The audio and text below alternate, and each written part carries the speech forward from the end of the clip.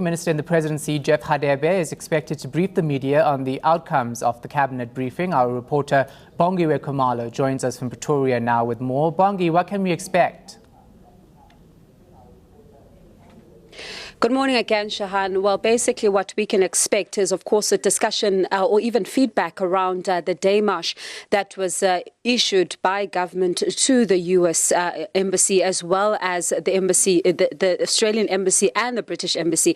And of course, that stems from that terror alert that was issued first by the U.S. over the weekend, saying that they've received some news that there may be some possible terror attacks on upscale shopping malls around Joburg as well as in Cape Town, and even advising their citizens based here in the country to avoid these particular tourist hotspots. And then we also saw the Australian Embassy as well as the British Embassy following suit. And of course, that very, very strong worded statement by the Department of State Security as well as the International Relations Department, saying that basically the United States government is also just, basically undermining the country's counter-terrorism efforts, and saying that the South African government is on its own able to protect its citizens, and saying that embassies in this country should follow proper channels when dealing with matters of such a nature, because you'd understand, Shahan, after that terror alert was issued, quite a lot of panic was invoked in people.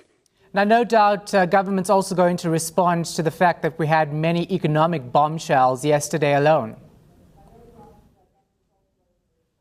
Of course, Shahan, I mean, looking at the GDP shrinking and looking at, of course, at ratings by Fitch, and looking at the fact that economists are saying that it's a critical 6 months for us. And of course, not only the economists, I mean, over the weekend itself, Finance Minister Pravin Gordhan also saying that this 6 months is quite critical, while they welcome the fact that South Africa has not been downgraded to junk status. And of course, we are expecting, the Minister and the Presidency to touch on that as well, Shahan.